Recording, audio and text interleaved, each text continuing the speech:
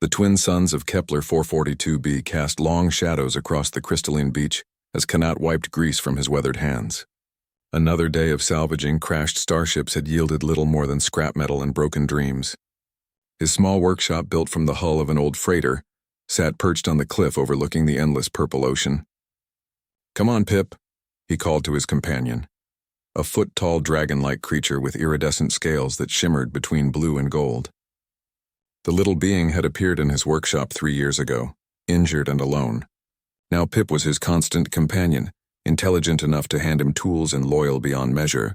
Pip chirped anxiously, his tiny claws clicking against the metal walkway as he gestured toward the beach below.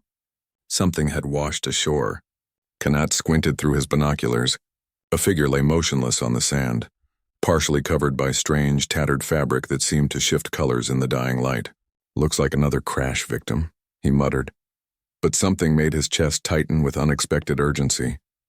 The descent to the beach took 20 minutes through the rocky terrain. As they approached, Kanat's breath caught in his throat.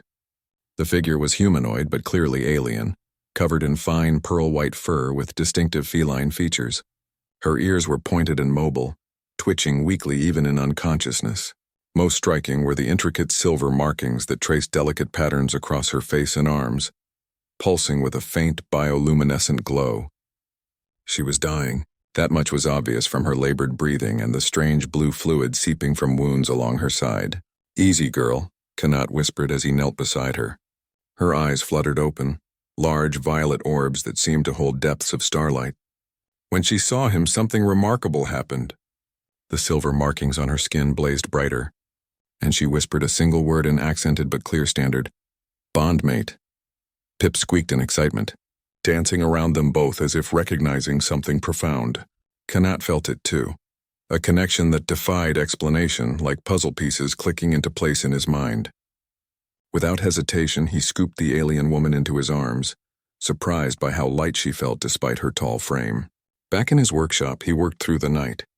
His medical knowledge was limited to field repairs and basic first aid, but somehow his hands seemed to know exactly what to do. The blue fluid, her blood, he realized, responded well to a combination of synthetic plasma and trace minerals from the local crystal formations. "My name is Malice," she whispered during a moment of lucidity, her hand finding his. "I am of the Commonwealth. My scout ship, destroyed by pirates." "Kanat," he replied, feeling the rightness of their joined hands. "Human. From Earth originally, but this rock's been home for 15 years. Her violet eyes widened. "Human, the builder fixers. I have heard stories." Over the following days, as Malice recovered, those stories became reality. Kanat didn't just repair her wounds. He enhanced her damaged bioimplants using salvaged human technology, creating hybrid systems that worked better than either species' originals. His mechanical intuition, combined with her advanced knowledge of biotech, produced miraculous results. Pip proved instrumental, his small size allowing him to access damaged neural pathways while his empathic abilities helped guide the delicate repairs. The little dragon had somehow known from the beginning that Malice belonged with them.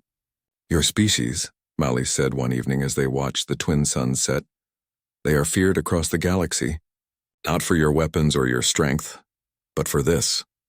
She touched the perfectly integrated biomechanical implant that now enhanced her natural healing. "You take broken things and make them better than they ever were." Kanat chuckled. "We're just good at fixing stuff. Humans are natural tinkerers." "No," she said seriously, "it is more.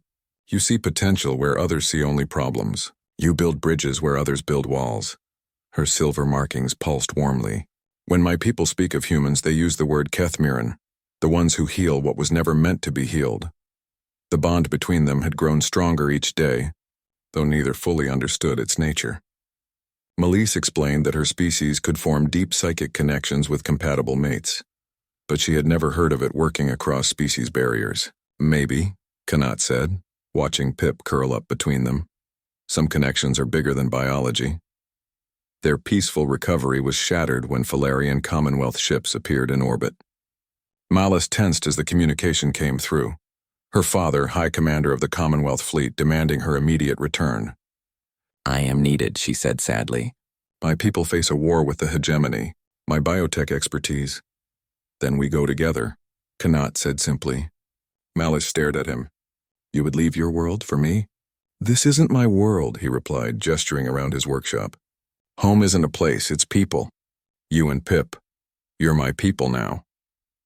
The Commonwealth ships were magnificent vessels of living metal that responded to thought rather than touch. As their small transport docked with the flagship, Kanat felt the weight of hundreds of alien stares. Humans were known but rarely seen and never as equals. That changed when High Commander Vethalis, Malice's father, witnessed what Kanat could do. The flagship's bio-neural core had been damaged in the recent skirmishes, operating at only 60% efficiency. In 3 hours, using nothing but salvaged parts and human ingenuity, Kanat had it running at 120%. Impossible, breathed the ship's chief engineer. The harmonics shouldn't work. The biomatrices should reject the mechanical components. Kanat shrugged. Pip perched on his shoulder, chittering agreement. Sometimes you just have to ask things nicely to work together. The war that followed became legend across the galaxy. The Commonwealth, reinforced by human mechanical genius and biotech integration, didn't just defeat the hegemony. They revolutionized interstellar civilization. Ships that could heal themselves, weapons that grew stronger through use, and most importantly, alliances that transcended species. But for Kanat, the real victory was simpler. He had found his family in the most unlikely place, and in doing so, had helped 2 civilizations discover that the strongest bonds aren't forged by similarity, but by the courage to bridge differences. As their hybrid children played in the gardens of New Commonwealth years later, their silver markings shifting between Falarian patterns and human bioluminescence, Kanat watched Pip teaching them to fix impossible things. Some connections, he reflected, truly were bigger than biology.